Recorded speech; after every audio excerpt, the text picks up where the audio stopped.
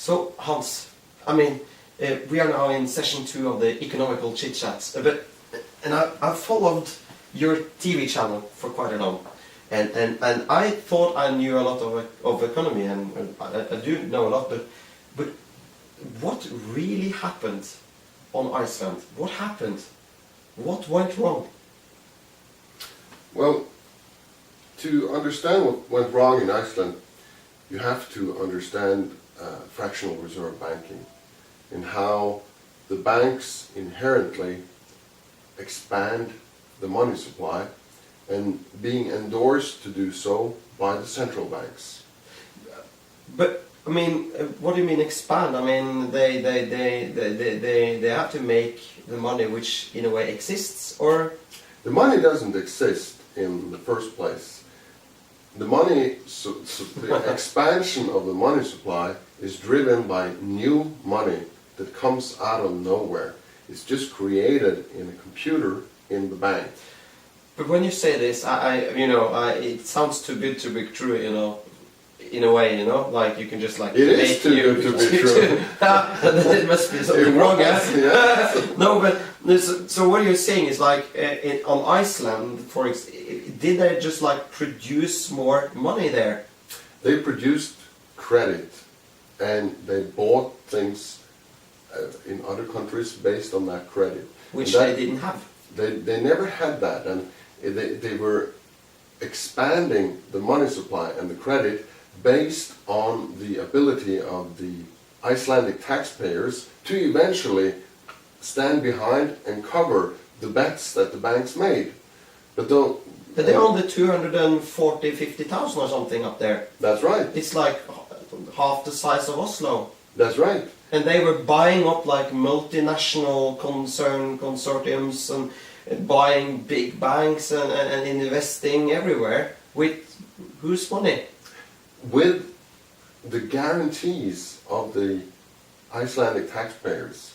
But did the Icelandic taxpayers say that they were going to guarantee for it? No, or did the bankers just close their eyes, or not to close their eyes, but just go for it and hope that it would be covered up? The system is inherently corrupt. The system is inherently produces these kinds of results inherently in the system itself, because the taxpayers never agreed to this explicitly, but they did, however, vote for the government that's running the country, and the government is endorsing the central bank and its policy. So in one sense you can say that the Icelandic people have themselves to blame, but then again they're trapped in a system that's everywhere in the world right now, where because you can't say no to it. You can't say no, and really all the governments are promoting a system of governance. Our modern democratic system is based on these central banks producing new money and the expansion of credit and the money supply. It's part of the same paradigm that we are living in right now. And it's hard to see the paradigm. I mean, do fish know what water is? No, probably. Because it's everywhere, right? Yeah. And this modern paradigm is everywhere right now. So it's hard for the individual to stand back and see it. But really this is a very interconnected problem, and you have to look at the whole picture. Just blaming it on the banks and saying that the banks' executives were reckless, it really is not a fully viable solution, because it's only one facet of the problem.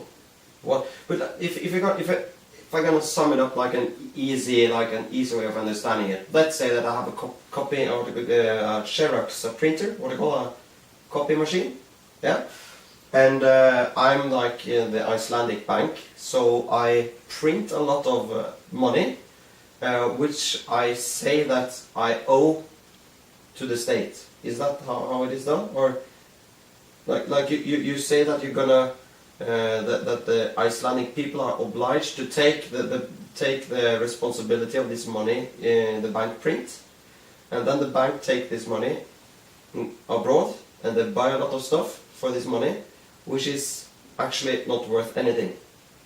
And then when people find out that it's not worth anything, we had a credit crunch, they want to actually they want to have some value for their money, but that value is not there anymore, and therefore the Icelandic people have to, in a way, cover up this catastrophic way of investing. That's right. So you're actually investing in something that you don't have.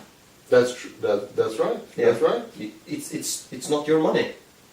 Well, it's not real money. It's not real money. It's an expansion of the balance sheet that is ultimately based on the guarantees of the central bank and then again on the people of Iceland. But the Icelandic banks would never have been able to expand their balance sheet and buying up and borrowing out money like they did if they didn't have the guarantees of the central bank and the Icelandic people in the first place. So it's a pyramiding of obligations and money. Catch-22. Well, it's a Yeah. catch-22 because if you have this expansion, sooner or later you will reach a limit to the expansion. I mean, it's like any balloon. You cannot expand it limitlessly. It will blow eventually. You reach a frontier of how much it's possible to expand the money supply and credit. And once you do that, the dynamics is that of deflation. That sort of the expansionary phase is replaced by a deflationary phase. And inherently in the deflationary phase, money is lost. Someone is losing money. Someone is losing money, and what happened with the banks was that because they weren't capitalized enough, they went belly up and they lost money, and the governments went in and their guarantee system had to cover that up. So, will we say that they should say no to Yes. this? To take a stand against this ludicrous way of running banks? Right. Yeah. But I think it's also important that they say no for the right reasons. Yeah. I mean, they can say no just because they don't want to pay for foreign countries and they don't want to pay for the banks and more of like a selfish kind of I shouldn't pay for someone else's recklessness. But I really hope that the system critic will be deeper than that and that we will come to the bottom of this, which is the inherent problems in fiat money and the central bank's policy of expanding money, inflation targets, and the entire paradigm that we are in. So I really hope that the no in Iceland goes deeper than just saying we won't pay. It will say, no, the system is corrupt. Let's fix the system. Let's fix the system. Yeah. Yeah. We need some feedback on this. Right. Please give us your comments, and we'll make sure to answer questions and go on here. Thank you. Thank you. That's